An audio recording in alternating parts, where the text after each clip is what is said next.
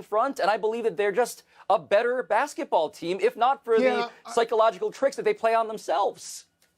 I agree with that. I mean, before the series began, I thought that Boston would win in 5, and I said Boston was winning 5 because they're the better team. Then when Miami got to the point where they were up 3-0, and I figured, okay, Game 6, they're going to win Game 6. So I have been completely wrong on this, but it is just unavoidable that this is Boston and an 0-3 comeback, and there's precedent for this. There's no other city that you would say that. It's different. We'll move on. Yeah. Let's go to fabulously speculative football stories for 800, please. For some reason, Jimmy Garoppolo signed a waiver allowing the Raiders to effectively cut him and never pay him if his foot problem persists, the foot that just underwent surgery. That would leave the Raiders without a brand-name quarterback. Pablo, do you think this circumstance, especially since the coach of the Raiders now, Josh McDaniels, is his old offensive coordinator, could tempt Tom Brady into a comeback? Yeah, we're doing a little what's the word in the A block today, Tony, because I don't think tempted is strong enough to describe how Tom Brady feels about this scheme, which he has alleged to have tried when he tried to become a minority owner of the Dolphins and the yacht. And allegedly the Brian Flores thing came out of that. So look, he has tried this before to the point where the Las Vegas Review-Journal is reporting that owners may demand that he actually be contractually fully retired in order for them to vote him in as a minority owner. So obvious is the angle that Tom Brady is playing here. And the larger question, which is so funny to me with this, is that the Raiders, other than maybe Tom Brady coming in to save them, what's the plan that they have? Jimmy Garoppolo and Brian Hoyer and what? None of this is really adding up as a strategy for a football team that actually wants to contend.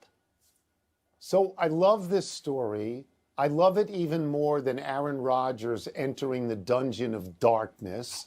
I had read that Brady wanted to buy into the Raiders, but I didn't know that he wanted to buy in like Connie Mack, where he would own the team and be the quarterback on the team. And so now I understand, as you understand, that this is not going to be legal. But he can own the team next year and he can be the quarterback this year, unless you think, and thank you for mentioning Brian Hoyer, or Aiden O'Connell from Purdue, or Chase Garbers from Cal is better. I go on this show and say what I'm going to say a lot, this same thing.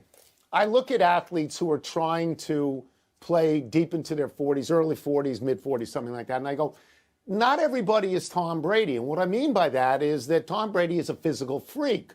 I mean, the average person, even a great athlete, can't do it. They can't go till they're 45. But you know who is Tom Brady? Tom Brady is Tom Brady. So if Tom Brady thinks he can do this, and last year he had at least 2 fabulous comebacks, in the fourth quarter, then I'd like to see it, wouldn't you? Tony, well, that's the thing. I think Tom Brady may only technically be Tom Brady at this point. He got rid of the ball faster than every other quarterback in the NFL because he doesn't want to get hurt anymore. You mentioned these games from his past in the earlier segment that we did. That guy doesn't want to get hit anymore, Tony. That guy in Las Vegas now, the punishment's going to have to... He's going to have to absorb that. I think he doesn't want to absorb it. How can he absorb it? I think that's the push and pull. He wants to be Tom Brady. He is Tom Brady, but he's also kind of not. But if he did it, and I'm glad we can do this story because Wilbon would have said, we're not doing this story. But I'm glad we can do it. If he did it and he had some success, Belichick's head would explode. Let's take a break. I want this now. Coming up, yeah, good point. The Stars are once down 3-0, but can push the Golden Knights to a Game 7 tonight. Will they?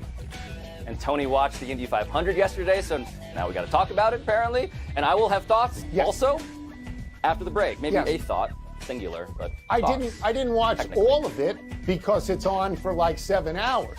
I tuned in at the end and I watched the end, but yes, and I watch all the time, as I will explain. I watch milk, right? This is the milk one? One with the milk? There's like a milk involved.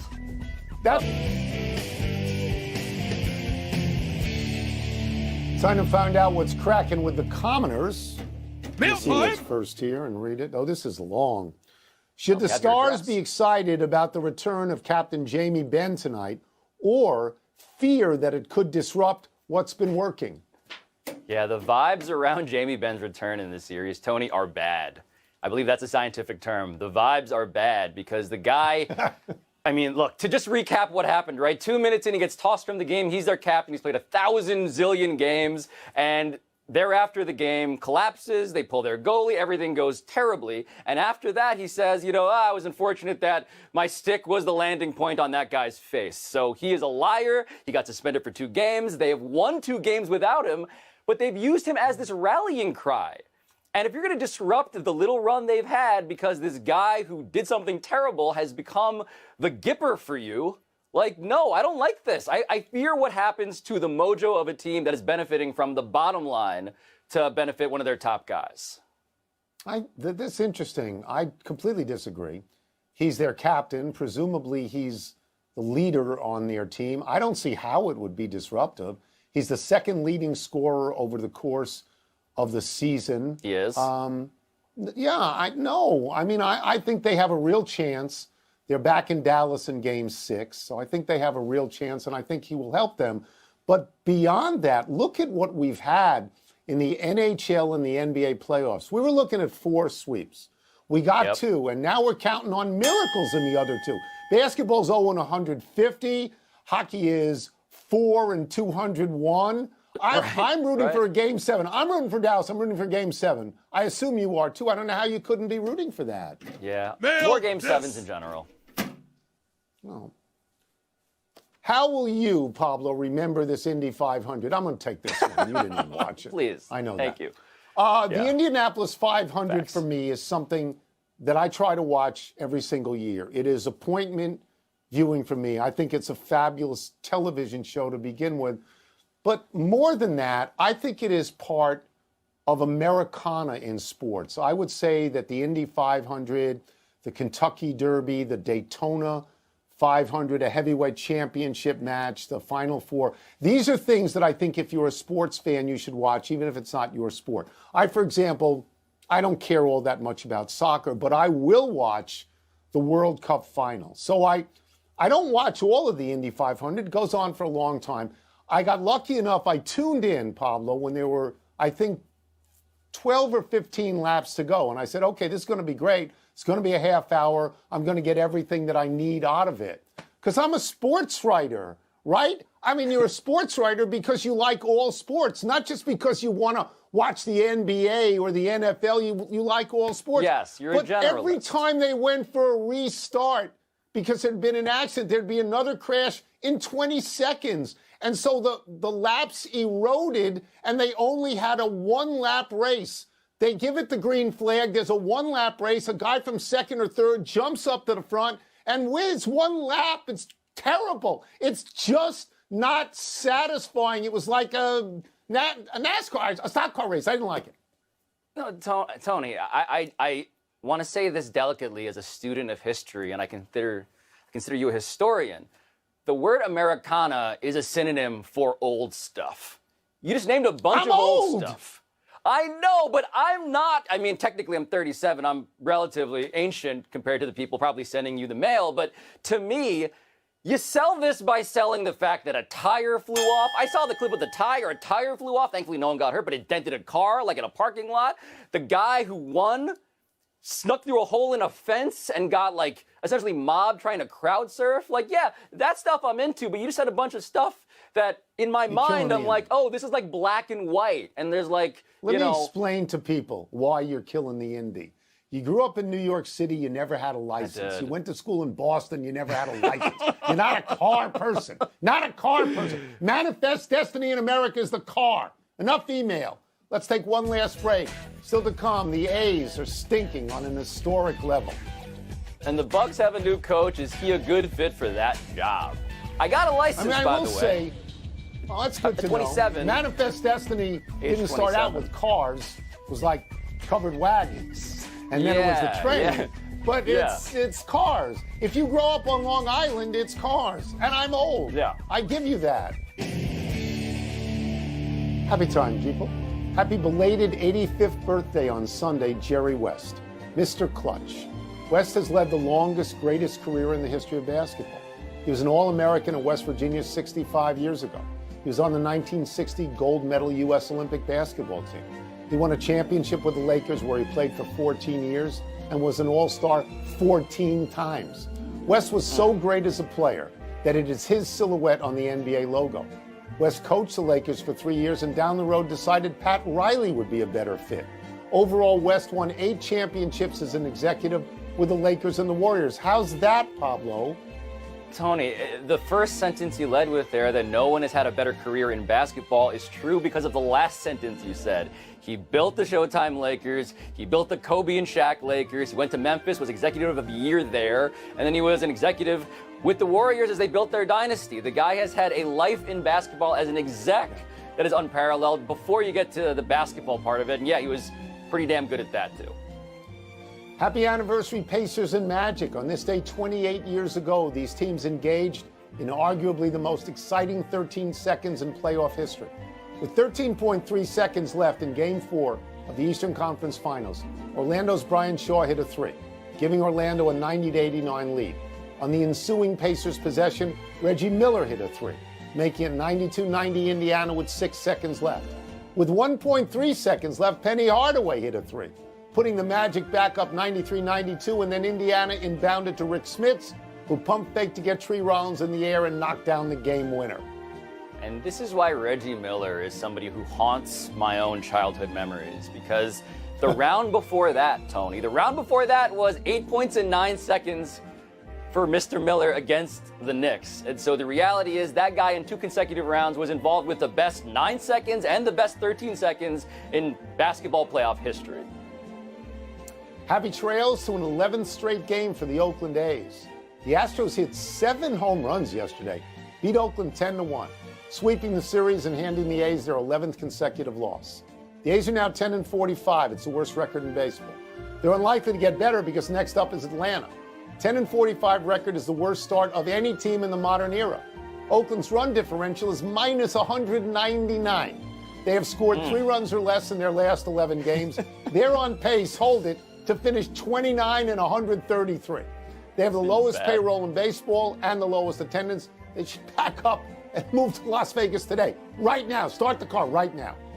And the reason why is because this pitch comm thing they use in baseball now, where the pitcher's communicating with the catcher, they've had to mute it, Tony, because when they use it, the whole building is so silent that the hitter can hear, which feels like a problem on every possible level.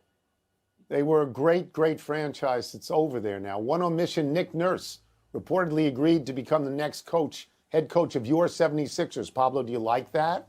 Oh, I like this a lot, Tony. I like this because that was the guy who figured out better than anybody else how to stop Joel Embiid when he was with the Raptors winning a title. How he uses Joel Embiid is the mandate for that man and his destiny.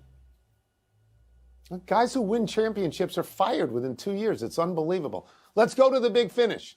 The Bucks, looking for a coach, reportedly hired Raptors assistant Adrian Griffin as their new head coach. Is that a good fit? I've heard good things about him, but for his sake, I hope so, because there are a lot of big names, those fired coaches you just mentioned, and he got chosen instead of all those guys. But Mike Soroka, gets his first start for the Braves tonight since 2020. Your thoughts? He was a terrific pitcher as a rookie. Atlanta grows terrific young pitchers. He's been out for a while, but he's got a soft spot to land. They're playing Oakland, I believe. The NBA is reportedly investigating whether referee Eric Lewis had a burner account on Twitter. Is that significant? It's significant because the burner account went away as soon as people reported on it, which feels like the telltale sign that you're running a burner account. But Novak Djokovic won his first-round French Open match in straight sets. Are you impressed? No, I'm not impressed with a first-round match going in straight sets. I'm impressed with him. He's a great, great player. I'm not crazy about him, but he's a great player. Last one, Yankee starter Domingo Germán returns from suspension tonight. What are your expectations? The same as my 3-year-old daughter's, which is to have less sticky stuff on her hands all of the time. He got suspended for the sticky stuff. Violet also struggling with the sticky stuff over this weekend. Fantastic. You brought your daughter into the show. Love it. We're out of time. Try and do better the next time. I'm Tony Kornheiser. And I'm Pablo Torre. Thank you for watching. Please subscribe at www.pablo.show. Production values. And now, your Sports Center. That's a cheap